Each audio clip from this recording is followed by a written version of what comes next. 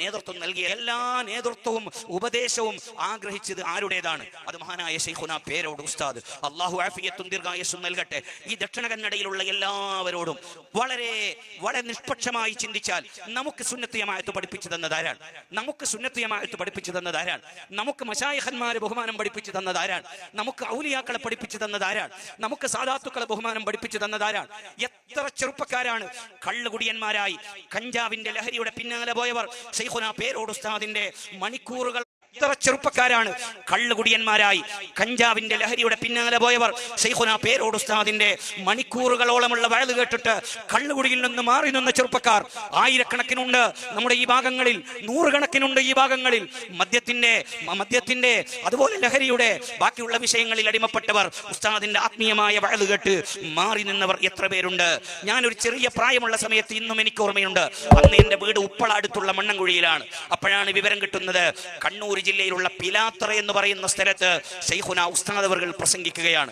അതിന്റെ തലേനാളോ 2 ദിവസം മുമ്പോ ബിദഈകൾ വന്നിട്ട് മുത്തുനബിയെ മോശപ്പെടുത്തിയപ്പോ, ഗൗസുൽ ആലം തങ്ങളെ മോശപ്പെടുത്തിയപ്പോ, ഔലിയാക്കളെ മോശപ്പെടുത്തിയപ്പോ മുസ്ലിമീങ്ങളുടെ മനസ്സിൽ അങ്ങനെ ഒരു തെറ്റിദ്ധാരണ ഉണ്ടാകാൻ പാടില്ല എന്ന രീതിയിൽ വന്നു.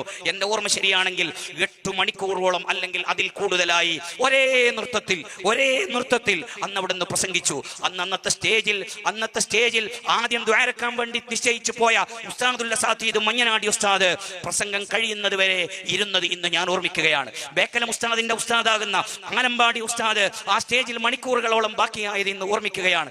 അങ്ങനെ അവിടെ നിന്ന് പ്രസംഗിച്ചു. ആ പ്രസംഗം മുഖേന എത്ര ആൾക്കാരാണ് ഈമാനിലേക്ക് വന്നത്, എത്ര ആൾക്കാരാണ് ഹിദായത്തിലേക്ക് വന്നത്, എത്ര ആൾക്കാരാണ് സന്മാർഗത്തിലേക്ക് വന്നത്. ആ മഹാനായ ശൈഖുനാ പേരോട് ഉസ്താദ് അവരാണ് ഇന്ന് ശരീഅത്തിന്റെ ഏറ്റവും വലിയ ശൈഖാണ്. ഉസ്താദ് ഇത് കേട്ടാൽ നമ്മെ ചിലപ്പോ ജോറാക്കും, നമ്മോട് ചിലപ്പോ എന്തെങ്കിലും രീതിയിൽ അങ്ങനെ ഉപയോഗിക്കേണ്ടതില്ല എന്ന് പറയും. നമ്മുടെ മനസ്സിന്റെ ഉള്ളിലുള്ള ആ മഹബത്ത് കൊണ്ട്, ആ ബഹുമാനം കൊണ്ട് ആ രീതിയിൽ നമ്മൾ പറയുകയാണ്.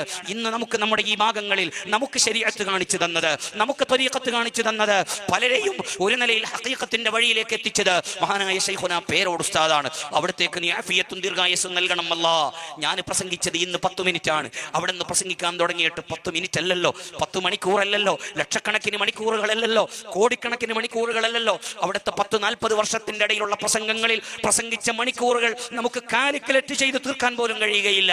എങ്കിലും അവിടുന്ന് വീണ്ടും പ്രസംഗിക്കുകയാണ്, അവിടുന്ന് വീണ്ടും ഓടുകയാണ്, അവിടുന്ന് വീണ്ടും പ്രവർത്തിക്കുകയാണ്. അവിടുന്ന് ചിന്തിക്കുന്നത് വേറെ ഒന്നുമല്ല, മഹാനായ മുആദ് ഇബ്നു ജബൽ റളിയല്ലാഹു അൻഹു മുത്തനബി സല്ലല്ലാഹു അലൈഹി വസല്ലം തങ്ങളുടെ സന്തത സഹചാരിയാണ്. തങ്ങളെ കൂടെ നിൽക്കുക, തങ്ങളെ കൂടെ ഇരിക്കുക, തങ്ങളെ കാണുക, തങ്ങളെ സദസ്സിൽ ഇരിക്കുക, അത് മുആദ് ഇബ്നു ജബൽ റളിയല്ലാഹു അൻഹുവിന് വലിയ സന്തോഷമുള്ള വിഷയമാണ്.